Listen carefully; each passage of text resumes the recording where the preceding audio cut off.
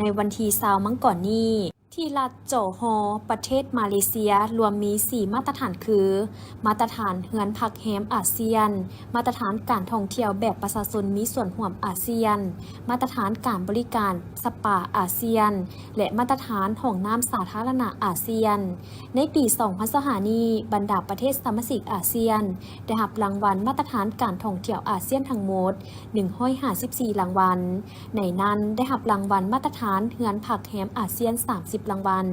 สำหรับสาธารณรัฐประชาธิปไตยประชาชนลาวได้รับ4รางวัลประกอบมีบ้านนาดวงเมืองวังเวียงแขวงเวียงจันทน์บ้านดอนโคเมืองสนะสมบูรณ์แขวงจำปาสักบ้านดอนแดงเมืองปทุมพรแขวงจำปาสักบ้านหนองหลวงเมืองปากซองแขวงจำปาสัก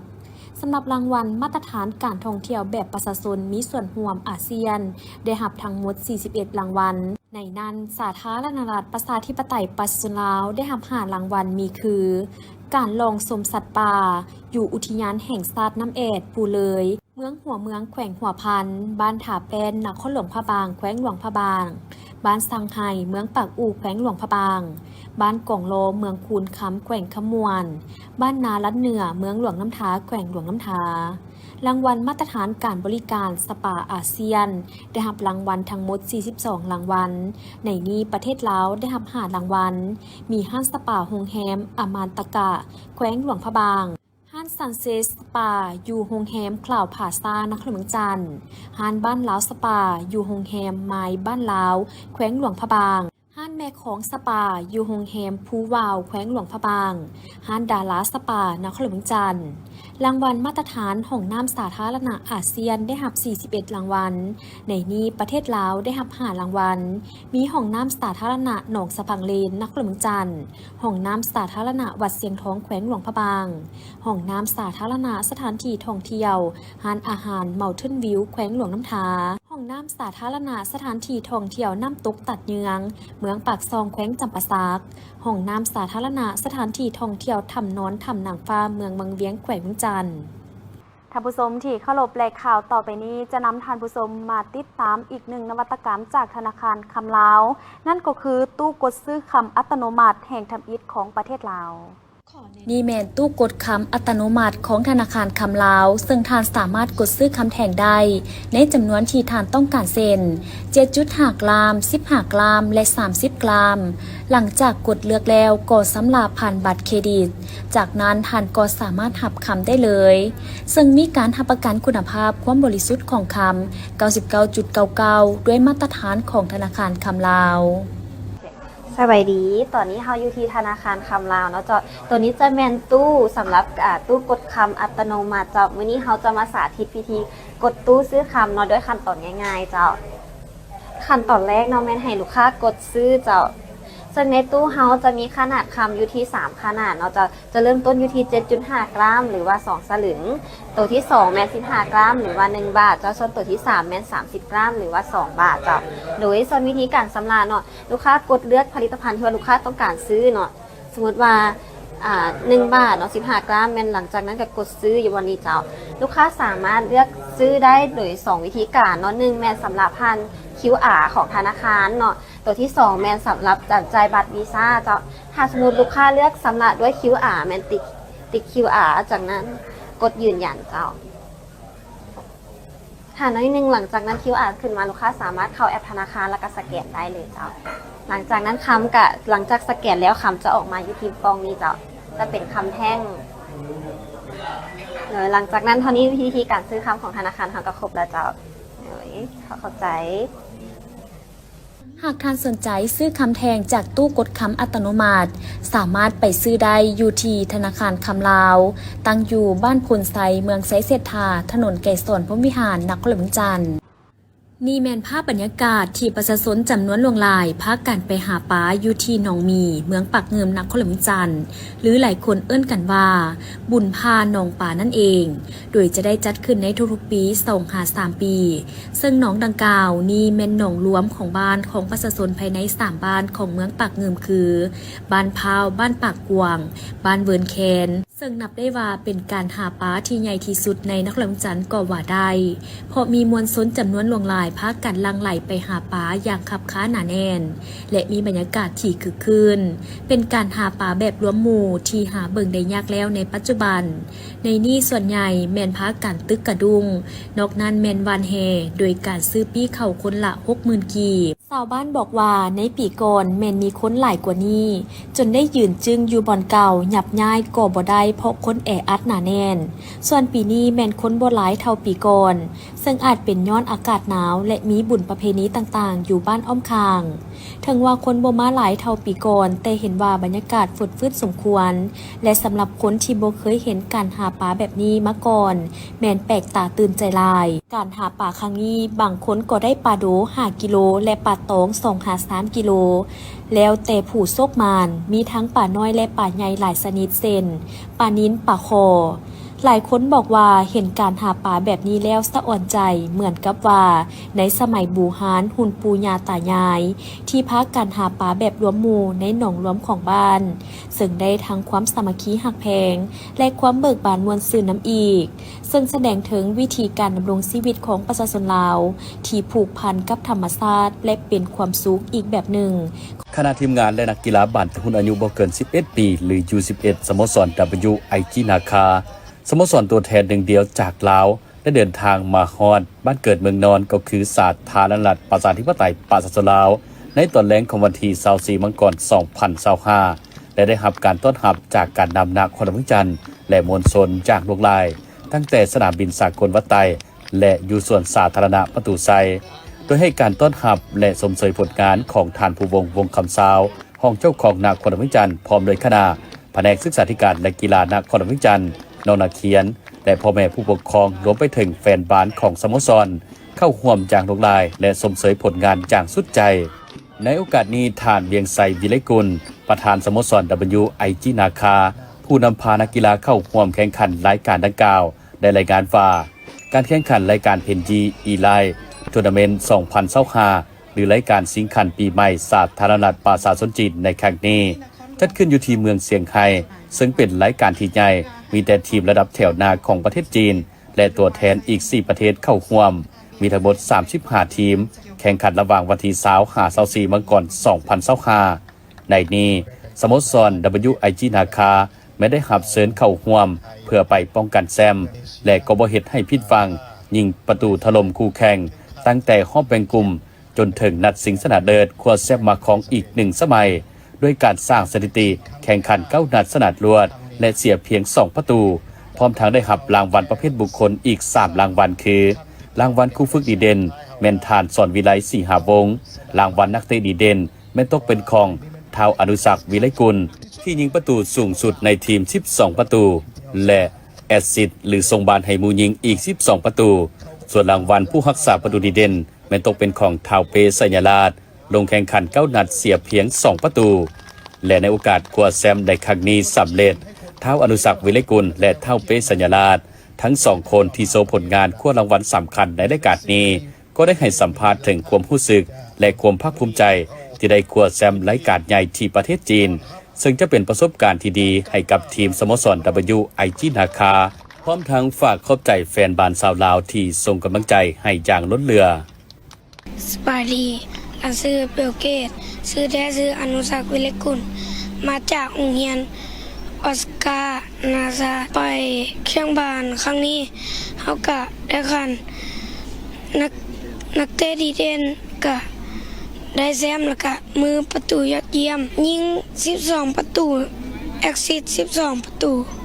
รู้สึกอะไรในคืนนี้เขาไปได้แซมครั้งใหญ่มาเลยรู้สึกภูมิใจแล้วกะตื่นเต้นอยากขอบใจกองเชียร์ที่เชียร์พวกหลานมาตลอดแล้วก็มื้อนี้ก็มีคนมาพวกหลานก็รู้สึกดีใจได้เฮ็ดตามสัญญาแล้วว่าจะเอาขันแซมมาฝากแล้วเด้อเย้สบายดีหลานชื่อเป้ชัยราชอายุ10 ปีเขาไปแข่งขันครั้งนี้เป็นครั้งทำอิฐบ่เขาไปแข่งอยู่จีนแม่เป็นครั้งน้ำอิฐของเฮาเลยเขาได้รางวัลอย่างไรมานี่ได้นะครับยอดเยี่ยมเขา เสียจักประตูแข่งขันรอบนี้เฮาครับ แข่งขันรอบนี้เขาเสีย2 ประตู 2 ประตูใน9นัดบ่ เลย รู้สึกจังได๋เนี่ยเฮาได้ไปแข่งขันครั้งทบินเฮาได้ขันรางวัลมากับหมู่เพื่อน รู้สึกตื่นเต้นแล้วก็ภูมิใจ แล้วก็อยากไปอีก รางวัลนี้ยังอยากมอบให้ไผบ่รางวัลให้พ่อแม่ว่าพี่น้องหรือว่าเป็นแฟน อยากมอบให้โค้ชแล้วก็แฟนบ้านทุกคนที่รับชมรับเชียร์พวกเรา หลังจากควดแซมที่ประเทศจีนในครั้งนี้แล้วทางสโมสร WIG นาคายังมีรายการที่ใหญ่ระดับสากลรอท่าให้ไปทดสอบความสามารถอีก1รายการ ท่านนางนครเวียงหลวงศรีโยธาเจ้าของห้านขับปุ้นแจวขิงแคมเงิมได้ให้สัมภาษณ์ต่อนักข่าวโทรภาพนักลงจันทร์ว่าสำหรับห้านขับปุ้นแจวขิงถือเป็นห้านหนึ่งที่มีสถานที่ตั้งเหมาะสมพอติดกับแคมน้ำเงิมและเป็นแหล่งท่องเที่ยวอันโด่งดังของเมืองไซธานีเพิ่นจึงมีแนวความคิดอยากเปิดห้านอาหารขับปุ้นแจวขิงเนื่องจากเขตนี้ยังบ่ทันมีเทื่อและก็หากินได้ยากฉะนั้นจึงทดลองเปิดเบื้องต้นโดยเริ่มจากหาตูบก่อนซึ่งผลได้หับแม่นเกินคาดจากการตอบรับของลูกค้าดีจึงขยายมาเป็น11ตูบและมีโต๊ะอีก10โต๊ะซึ่งจุดเด่นของห้านแม่นข้าวปุ้นบีบสดใหม่ทุกมื้อนอกจากนี้ยังมีอาหารตามสั่งให้บริการลูกค้าทั้งภายในและต่างประเทศอีกด้วย จุดเริ่มต้นของเฮาเปิดห้านข้าวปุ้นเจียวขิงของเฮาแมนเฮามาเห็นสถานที่ที่มันเหมาะสมเป็นแหล่งท่องเที่ยวเขตของเมืองไซธานีนี่ก็แมนเนาะมันมีเฮือแพและห้านของเฮาแคมน้ำเงิมเลยและเริ่มแรกของเฮากับเปิดได้ประมาณมี5ตูบแล้วก็ขยายต่อไปเดี๋ยวนี้มีทั้งเบิร์ด21ตูบแล้วมีโต๊ะ8โต๊ะเนาะลูกค้าของเฮาก็ถือว่าโอเคเปิดมาได้ระยะพอดีครบรอบปีหนึ่งพอดีเต็มเลยปีหนึ่งลูกค้าตอบโจทย์ยอมรับว่าหลายทุกมื้อแล้วก็แขกทุกเสาร์อาทิตย์วันจันทร์หาวันศุกร์นี่ให้เป็นทราชการส่วนหลายกินข้าวสวยเสาร์อาทิตย์แมนท่องเที่ยวทั่วไปมีอาหารตามสั่งข้าวปุ้นเจ้าขิงเขาเปิดเวลา10 โมงหา6 โมงแรงเขาจะเบิดแล้ว6 โมงหา7 โมงครึ่งปิดครัวสามารถนั่งกินได้สั่งอาหารนั่งกินได้เจ้าวัตถุดิบของเฮาข้าวปุ้นเฮาตีแป้งใหม่โดยเฉพาะเลยตีเองเฮ็ดเองบีบเองใหม่ๆสดๆทุกมื้อเลยลูกค้าเรื่อยๆแดแล้วก็ประจำส่วนหลายก็เป็นเรื่อยๆไปลูกค้าประจำก็หลายเสาร์อาทิตย์นี้มานี่คันบ่จองตูบแม่นเต็มสถานที่จอดรถของห้านข้าวปุ้นแจวขิงเนาะสถานที่กว้างขวางถ้าลูกค้ามาทางเวียงจันทน์แม่นอยู่ส่วนขวาทางงอนเลี้ยวขวาลงมาจะมีเดินจอดรถอยู่ทางฝากเบื้องขวามือเนาะวิวงามอาหารแซ่บต้องแม่นห้านข้าวปุ้นแจวขิงลองมาซีมเบิงไผมาแล้วก็ต้องได้มาเทื่อที่1เทื่อที่2เทื่อที่3ต้องมีเทื่อต่อไปเจ้าเบอร์โทรสามารถติดต่อหรือว่าจองตูบได้5546 4449 55409010เจ้าพร้อมนี้ท่านนางนครเวียงหลวงศรีโยธายังได้เชิญชวนลูกค้าทุกท่านเข้ามาลองซิมอาหารในมื้อพักผ่อนและสัมผัสกับบรรยากาศข้างแคมป์เงิมที่งดงามพร้อมนี้ทางห้านยังบริการว่องไวทันใจอีกด้วยท่านบุญฤทธิ์วรราชเจ้าของสวนอินทผลัมบอกคำถึงดินได้ให้ฮู้ว่าปัจจุบันถือเป็นยุคแห่งการเก็บเกี่ยวประสบการณ์โดยเฉพาะแมนผู้ที่มีที่ดินอยู่แล้วยิ่งมีโอกาสสูงเพื่อที่จะนำไส้ที่ดินสร้างให้เกิดประโยชน์สูงสุดแก่ตนเองและครอบครัวซึ่งนั้นได้สะท้อนให้เห็นถึงพยายามและการประยุกต์ที่ดินให้มีมูลค่าสูงขึ้นดังที่เพิ่นเองก็ได้มีการหันมาปลูกไม้ให้มากเพื่อสร้างเศรษฐกิจแบบยืนยงขึ้นซึ่งปัจจุบันในส่วนของเพิ่นเองแม้นได้มีการปลูกหมากอินทผลัมแล้วกว่า 1,000 ต้นเนื้อที่ทั้งหมด10 เฮกตาร์โดยรวมประกอบมี10 สายพันธุ์ซึ่งถือว่าประสบผลสำเร็จไปแล้วขั้นหนึ่งจากที่เมื่อก่อนตนเองและครอบครัวก็บ่ได้มีบทเรียนด้านนี้มาก่อนแต่ก็อาศัยการศึกษาค้นคว้าเรียนเอาน้ำออนไลน์เป็นส่วนใหญ่โดยต้นอินทผลัมถือว่าเป็นพืชที่ปลูกง่ายแต่ต้องได้เอาใจใส่สำคัญแม่นเทคนิคการปลูกการบัวระบาดรักษาเซนการให้น้ำเลือกฝุ่นในปริมาณที่เหมาะสมกับความต้องการการติดตามศัตรูพืชและอื่นๆ จุดประสงค์ตมิตเฮาปลูกนั่นนะเฮาจะคู่ว่าสิ่งท้าทายของเฮาคือว่าเฮาจะคู่ว่ามักใหม่นี่อารับนี่คืออ้ายว่าเบื้องต้นเนาะมันสิปลูกได้บ่หลังจากนั้นพี่น้องอยากทุกคนมาเปิดใจมาชิมมาสมด้วยบุญค่าข้าวส้มอยากซื้อก็ซื้อบ่ซื้อบ่เป็นหยังซีนให้ทุกคนว่าโอ้ปัจจุบันเฮาปลูกได้เนาะหลายคนก็ตอบรับว่าโอ้โอเคมักใหม่เจ้าดีกินแซ่บบ่คิดว่าอยู่คนลาวสิพัฒนาได้เฮาก็สำนั้นเฮาก็โอเคละสำนั้นคันสมมุติเฮาไปซื้อปีขายปีแล้วทุกคนก็สิหลายคนก็สิหวย 7-80,000 กีบมันก็แพงเนาะ 50,000 ก็แพงในสำหรับคนที่ว่าห่างงานหน่อยนึงอันนี้พวกได้ก็เข้ามาได้ทุกคนเชิญทุกคนทุกสันตำแหน่งเข้ามาได้สบายบ่มีเสียค่าให้ความรู้ก็ซ้ำอายฮู้นี่แหละพวกอายบ่ได้เรียนดอกก็ซ้ำฮู้นี่แหละซ้ำฮู้ซ้ำเฮาพัฒนาตัวจริงได้สำใดก็สิให้ซ้ำนั้นล่ะได้ครับยินดีต้อนรับทุกคณะสุดท้ายก็เชิญชวนหมดทุกคนลาวคนต่างประเทศทุกอาชีพทุกสันคนมาเปิดใจสมสวนมาซิมนำกันบ่ซื้อบ่เป็นหยังมาซิมมาเปิดใจว่าบ้านเฮาก็พัฒนาได้สำเร็จแต่ว่ามีภูมิมีความสามารถเก่งกะก็มาซอยกันพัฒนาอาจสิพัฒนาอบแห้งอาจสิเฮ็ดได้รูปอย่างอื่นก็เชิญทุกคนมาเป็นส่วนร่วมนำกันเพราะส่วนนี้อยากให้ทุกคนมีส่วนร่วมนำกันในการพัฒนาหมากใหม่ที่ว่ามันมีต้นฉบับอยู่แถวอาหรับแถวตะวันออกกลางมาพัฒนาอยู่พื้นแผ่นดินเฮาแต่ว่าสิ่งที่ว่าอายเห็นดีๆแต่ว่าดินลาวเฮายังอุดมสมบูรณ์หลายเพื่อหมากใหม่รสชาติถือว่าหวานคือประจะชิมก็หวานหลายคนตอบรับว่าโอเคแสดงว่าดินลาวยังอุดมสมบูรณ์อยู่สถานที่อยู่บ้านนาไหออกจากทาง450 ปีแล้วมันสิมาต่ำไฟแดงนาควายเบื้องหนึ่งไปเข้าบ้านนาควายแล้วเอาเลี้ยวกันมาทางเขตเศรษฐกิจพิเศษสถิตาสอนละ11ขี่เข้ามาประมาณ500 เมตรสิมีป้ายดอกสวนอินทผลัมบ่อคำถึงดินเบอร์โทร020-555-19061มีหยังเชิญมาท่องเที่ยวมาชิมมาสมนำกันมาติมานำกันเพื่อพัฒนานำกันโอกาสนี้ท่านบุญฤทธิ์วรราชยังได้เชิญชวนแขกภายในและต่างประเทศเข้ามาเที่ยวชมมาชิมหมากอินทผลัมอยู่ในสวนของเพิ่นเองได้พร้อมกันนั้นเพิ่นยังได้ยินดีให้คำปรึกษาถ้าหากท่านใดมีความสนใจอยากจะศึกษาเรียนรู้ถึงวิธีการปลูกต้นอินทผลัมก็สามารถมาศึกษาและเที่ยวชมได้ที่สวนอินทผลัมบ่อคำถึงดินแม่นตั้งอยู่บ้านนาไหเมืองไซเศรษฐานครหลวงจันทร์ในวันที่ 14 มังกร 2025ทีมงานแผนกกสิกรรมและป่าไม้แขวงจำปาสักได้เคลื่อนไหวเก็บกำข้อมูลเบื้องต้นของพื้นที่ปลูกกาแฟที่ได้รับผลกระทบจากน้ำหมอกกามอยู่เมืองปากซองในนี้ได้รับผลกระทบมี5บ้านมี37ครอบครัว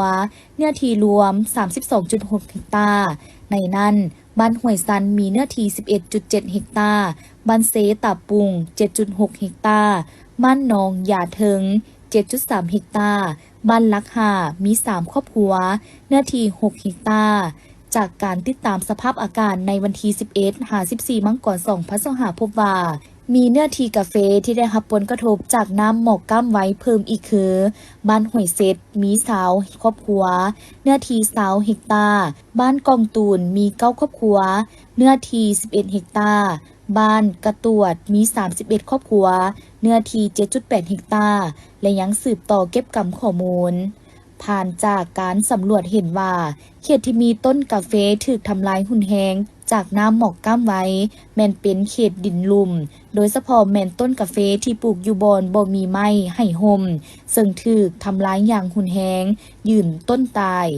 อิงตามการรายงานของสาวสวนกาแฟให้ฮู้ว่าพื้นที่ดังกล่าวเป็นเขตพื้นที่เก่าที่มักเกิดปัญหาน้ำหมอกก้ามไว้ต่อสภาพดังกล่าวแผนกกสิกรรมและป่าไม้แขวงสมทบกับโครงการกสิกรรมและป่าไม้เมืองปากซองได้สุ่มใส่กันให้ความรู้แก่สาวสวนกาแฟเกี่ยวกับวิธีการช่วยลดผ่อนผลกระทบจากน้ำหมอกก้ามไว้คือเฝ้าระวังและก็เก็บความพร้อมเมื่ออากาศลดลงฮอด10 องศาโดยให้ก้าเกียมสร้างควันไฟอยู่ภายในสวน2-4 จุดสำหรับเขตที่มักเกิดน้ำหมอกก้ามไว้แม่นให้สร้างควันไฟอยู่เขตพื้นที่ลุ่มและหัวลมลดผ่อนผลเสียหายตามเงื่อนไขสภาพพื้นที่เซนหดน้ำใส่ต้นกาแฟเพื่อล้างน้ำหมอกออกถ้าบ่มีน้ำก็ให้สั่นต้นกาแฟเพื่อน้ำหมอกออก และการใส่ธงยางปกหุ่มต้นกาแฟตัดแต่งกิ่งงาที่ถูกกระทบจากน้ำหมอกก้ำไว้หากเห็นว่าเสียหายเกิน60ส่วนห้อยให้ตัดตอนจากนั้นให้ฝุ่นน้ำทั้งใบโดยใช้ฝุ่นวิทยาศาสตร์เพื่อช่วยบำรุงใบและต้นกาแฟให้กลับมาสมบูรณ์คือเก่าภายหลังที่สาวสวนปฏิบัติตามการแนะนำเห็นว่าต้นกาแฟที่ใส่ธงปกหุ่มแม้นสามารถลดผ่อนผลกระทบจากน้ำหมอกก้ำไว้ได้ในระดับดีสมควรครอบครัวของทานสุขพาดีอายุ37ปีประชาชนบ้านหนองบัวพี่น้องเมืองเพียงแขวงสยบุรีปัจจุบันภายในครอบครัวมีทั้งหมด7คนในเมื่อก่อนแม่นยึดถืออาชีพเฮ็ดนาและเลี้ยงหมูน้อยขายเริ่มแต่ปี2015ได้หันมาเลี้ยงหมูคุณขายในระยะนั้นมีหมูทั้งหมดภายในฟาร์ม100กว่าโตเลี้ยง6เดือนแล้วขายออกหมูก็บ่ได้ราคาดี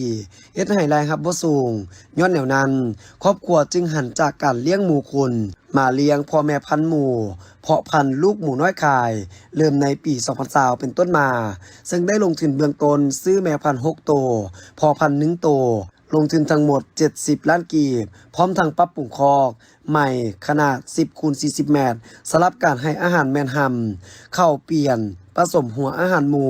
ให้กิน2คาบเช้าและแลง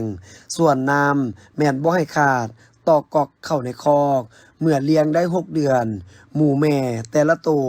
ก็จะเกิดลูกโดยจะแยกแต่ละแม่ออกจากกันมาไว้คอกเหล็กเป็นห้องไผ่ห้องมันเพื่อรับประกันการตายของลูกหมูน้อยแต่ละแม่เกิดลูกเฉลี่ยบ่รุษ10โตขึ้นไปเวลานี้ปล่อยให้หมูน้อยอยู่นำแม่ได้1เดือนจากนั้นก็เอาออกจากแม่มาเลี้ยงไว้15วันแล้วส่งออกขายในราคาโตหนึ่ง1,200,000 กีบปีหนึ่งแต่ละแม่เกิด2สูตรปัจจุบันอยู่ภายในฟาร์มมีหมูแม่พันธุ์ทั้งหมด20โตหมู่พ่อพันธุ์4โตเฉลี่ยรายรับเข้าในครอบครัวปีหนึ่งบ่ต่ำกว่า400ล้านกว่ากีบในการขายลูกหมูน้อยถ้าหากว่ารวมรายรับจากการสีข้าวขายข้าวนาและอื่นๆแล้วปีหนึ่งจะมีรายรับทั้งหมด500ล้านกีบในตอนนี้เพื่อตอบสนองตามความต้องการของลูกค้าที่อยากได้หมูน้อยไปเลี้ยงทางครอบครัวจะได้สั่งซื้อหมูแม่พันธุ์และก็จะเลี้ยงพร้อมเอาลูกหมูที่เกิดอยู่ในฟาร์มโตที่แข็งแรงดีและงามในจำนวนทั้งหมด10โตเพื่อมาเสริมในฟาร์มให้ได้40โตเต็มอีกชาวบ้านทาโพเมืองไซภูทองแขวงสวรรณเขตได้พร้อมใจกันจัดงานบุญมหาศาสตร์พระเวทประจำปี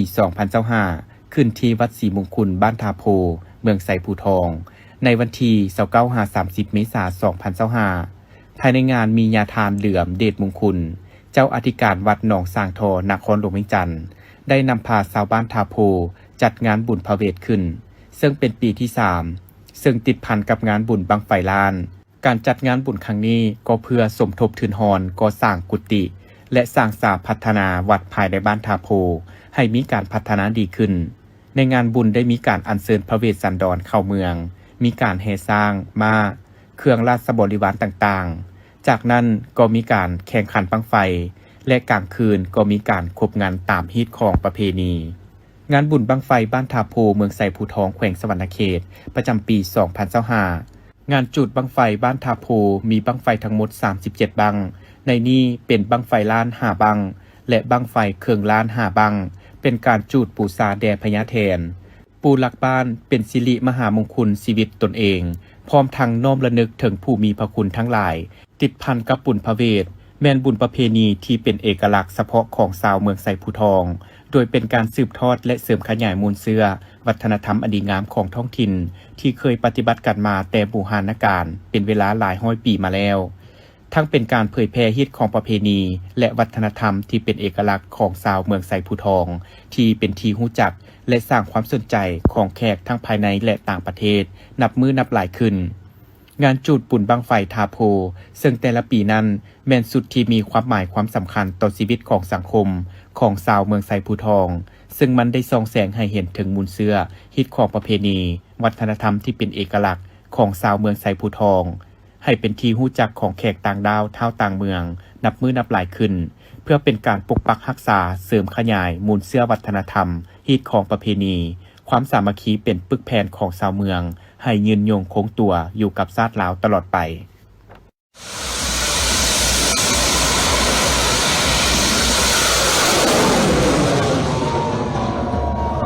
ที่ยวจัดพิธีโฮมสุนุมใหญ่ในโอกาสเฉลิมฉลองวันสื่อมวลชนและการพิมพ์จำหน่ายครบรอบ75 ปีขึ้นในตอนบ่ายของวันที่12 สิงหาคม 2025อยู่ที่หอวัฒนธรรมแห่งชาติโดยการเข้าร่วมของท่านสอนไซศรีพันดรนายกรัฐมนตรีพร้อมด้วยบรรดาการนำภาครัฐอดีตการนำตลอดฮอดบรรดาสื่อมวลชนทุกแขนงการเข้าร่วมในพิธีได้รับชมวิดีโอการกำเนิดและขยายตัวตลอดฮอดการเคลื่อนไหวเวียกงานของสื่อมวลชนและการพิมพ์จำหน่ายจากนั้นท่านคำพันธ์เผยยวัฒน์หัวหน้าคณะโฆษณาอบรมศูนย์กลางภาคได้ขึ้นกล่าวหวนคืนหมุนเสื้อ75 ปีในการสั่งตั้งวันสื่อมวลชนและการพิมพ์จำหน่ายโดยมีเนื้อในบางตอนว่าในตลอดระยะ75 ปีผ่านมาเวียกงานแถลงข่าวสื่อมวลชนและการพิมพ์จำหน่ายแม่นเวียกงานหนึ่งที่สำคัญในภารกิจปกปักรักษาและสร้างสาพัฒนาประเทศชาติมีบทบาทเป็นเครื่องมือเป็นกระบอกเสียงอันแหลมคมในการเผยแพร่แนวทางเผยแพร่นโยบายของภาครัฐเฮ็ดหน้าที่โฆษณาศึกษาอบรมน้ำใจหักชาติหักระบอบใหม่ระบอบประชาธิปไตยและสร้างสติเคารพกฎหมายให้ประชาชนเสริมขยายวัฒนธรรมอันดีงามของชาติการพัฒนาเศรษฐกิจสังคมให้มีบาทก้าวขยายตัวมีการพัฒนาตนเองทางด้านปริมาณและคุณภาพบรรดาพหนะสื่อมวลชนได้นำไซวิทยาศาสตร์ที่ก้าวหน้าทันสมัยสื่อมวลชนจำนวนหนึ่งได้บืนตัวซอกแรงไร้หับกุ้มตนเองเพื่อลดพรการแบกหาบด้านงบประมาณของรัฐปัจจุบันสื่อมวลชนและการพิมพ์จำหน่ายได้เคลื่อนไหวเฮ็ดหน้าที่ตามหลักจรรยาบรรณวิชาชีพเนื้อในที่ตอบสนองความต้องการของประชาชนดีขึ้นกว่าเก่าสมแล้วกับคำกล่าวของประธานไก่สอนพรหมวิหารที่ว่าสื่อมวลชนมีบทบาทเป็นนักรบประจันบานในสนามรบทางด้านแนวขีดเป็นอาวุธอันแหลมคมในการต่อสู้ส่วนสั้นเป็นพหนะที่มีประสิทธิภาพในการนำเอาแนวทางนโยบายออกสู่มหาชนและส่องแสงการเคลื่อนไหวของมหาชนในการปฏิบัติแนวทางนโยบายนั้นโอกาสนี้ท่านสอนไซศรีพันดรได้มีคำเห็นโอ้ล้มโดยได้แสดงความสมเสยต่อผลสำเร็จที่แขนงสื่อมวลชนและพิมพ์จำหน่ายญาติมาได้ในระยะ75 ปีผ่านมาพร้อมทางเน้นให้เอาใจใส่ตื่มบางด้านเป็นต้นต้องได้เพิ่มทวีเวียกงานโฆษณาเผยแพร่ศึกษาอบรมการเมืองแนวคิดให้พนักงานสมาชิกพรรคทหารตำรวจประชาชนบรรดาเผ่าและสั้นคนต่างๆได้รับรู้เข้าใจอย่างลึกซึ้งต่อแนวทางนโยบายของพรรคก็คือสภาพผันแปรของโลกและภาคพื้นให้ท่านการแนใส่สั่งความรับรู้เข้าใจเป็นเอกภาพสูงภายในชาติสั่งก้อนกำลังแห่งความสามัคคีภายในพรรคภายในชาติให้มีความแน่นแฟ้นนักแน่นและเดินตามอุดมการณ์ของพรรควางออกพร้อมนี้เวียกงานแถลงข่าวภายหลังที่โอนกงจักการจัดตั้งและบุคลากรทั้งหมดมาขึ้นกับขณะโฆษณาอบรมศูนย์กลางภาคแล้วต้องสืบต่อและเฮ็ดฮอนปรับปรุงกงจักการจะตั้งสับซ้อนพนักงานให้เป็นระบบและสืบต่อปฏิบัติภาระบทบาทของตนให้มีการหันเปลี่ยนไปสู่คุณภาพใหม่สร้างการบุกทะลุในเวียกงานแถลงข่าวสื่อมวลชนยกสูงบทบาทของโทรภาพแห่งชาติวิทยุหนังสือพิมพ์และข่าวสารต่างๆปรับปรุงเนื้อในข่าวสารบันเทิงให้อุดมสมบูรณ์มีชีวิตชีวาทันการทันสมัยทันสภาพการเพิ่มกำลังแห่งของสถานีวิทยุกระจายเสียงในแต่ละแห่งให้เป็นกระบอกเสียงสำคัญในการนำเสนอข่าวสารรายการโฆษณาผันขยายมติคำสั่งและแนวทางนโยบายของภาครัฐได้อย่างต่อเนื่องและลึกซึ้งสร้างระบบการคุ้มครองสื่อมวลชนให้เข้มแข็งสามารถปฏิบัติบทบาทเป็นเสนาธิการให้ภาครัฐตั้งหน้าหันเปลี่ยนในการนำเสนอข่าวทางการของสำนักข่าวสารประเทศลาวให้ได้รับความไว้เนื้อเชื่อใจจากมหาชนสร้างสื่อสิ่งพิมพ์ภาษาเผ่าท้องถิ่นและต่างประเทศที่รับประกันด้านเนื้อในรูปการให้มีชีวิตชีวาสื่อมวลชนต้องรับประกัน4ลักษณะต้นต่อคือลักษณะต่อสู้ลักษณะศึกษาอบรมลักษณะจัดตั้งนำพาซี่นำมหาชนและลักษณะตัวจริงเพื่อให้สื่อมวลชนสามารถดำรงบทบาทในการเสริมสร้างความสามัคคีปองดองป่วงชนทางชาติในการโฆษณาปลุกระดมสุขยูการพัฒนาสร้างสรรค์เศรษฐกิจสังคมของประเทศเฮาพร้อมทั้งให้เร่งปรับปรุงขยายเวียกงานสื่อมวลชนทางด้านปริมาณและคุณภาพให้มีความทันสมัยว่องไวพร้อมกันนั้นต้องถือสำคัญในการส่งหนังสือพิมพ์ให้ลงฮอดท้องถิ่นในทุกเมืองทุกหน่วยงานของภาครัฐให้ว่องไวทันการและหันเป็นดิจิตอลผ่านทางออนไลน์ลงทุนสร้างโรงพิมพ์อยู่แขวงที่เป็นจุดสุ่มตื่มอย่างหน่อยให้มีโรงพิมพ์ ประจำภาคเพื่อรับประกันน้ำเอาสื่อสิ่งพิมพ์ลงสู่หากฐานอย่างกว้างขวางว่องไวกว่าเก่าและหันเป็นอิเล็กทรอนิกส์แบบออนไลน์ปรับปรุงพื้นฐานวัตถุเทคนิคการพิมพ์จำหน่ายให้ทันสมัยยิ่งขึ้นสื่อมวลชนต้องสืบต่อเหตุให้ท้องถิ่นได้รับรู้ข้อมูลข่าวสารอย่างครบถ้วนทันการส่องแสงสภาพความเป็นจริงของชีวิตสังคมอย่างกว้างขวางโดยเฉพาะแมนอยู่หากฐานเขตห่างไกลซอกลีกปรับปรุงเวียกงานข่าวสารทางด้านอินเทอร์เน็ตอย่างเป็นระบบครบสูตรแต่ศูนย์กลางลงฮอดท้องถิ่นโดยการประกอบอุปกรณ์เทคนิคที่ทันสมัยในการรับส่งข่าวสารที่สะดวกว่องไวจับได้ในเวลา 14:30 นาทีของวันที่ 11 พฤษภาคม 2025 ที่ด่านซ้ายแดนหนองคายขวามิตรภาพไทยลาวแห่งที่ 1 เจ้าหน้าที่ภาษีหนองคายร่วมกับหน่วยงานความมั่นคงของแขวงหนองคายได้กวดการถที่เดินทางเข้าประเทศไทยพบเห็นรถเก๋งโตโยต้าวีออสป้ายทะเบียนกำแพงนครมีท่าทางน่าสงสัยจึงได้ขอกวดค้นเมื่อกวดกระเป๋าหิ้ว2หน่วยและกระเป๋าเป้1หน่วยวางไว้ในรถพบยาอี139ถุงรวมทั้งหมด 137,000 เม็ดรวมมูลค่าประมาณ55ล้านบาทดังนั้นทางเจ้าหน้าที่จึงได้กวดยึดไว้เป็นของกลางและควบคุมตัวนางน้ำหวานคนขับรถสาวลาวอายุ23ปีเพื่อดำเนินการสืบสวนหากลุ่มแก๊งที่จ้างวานมาดำเนินคดีตามระเบียบกฎหมายผ่านการสืบสวนสอบสวนนางน้ำหวานได้ให้การสารภาพว่าตนเองได้รับการจ้างวานจากชายสาวลาวคนหนึ่งให้ขับรถน้ำยาเสพติดดังกล่าวไปส่งที่ร้านจอดรถของศูนย์การค้าแห่งหนึ่งในตัวเมืองหนองคายและจะได้รับค่าจ้างในจำนวน 10,000 บาทเมื่อเดินทางกลับประเทศลาว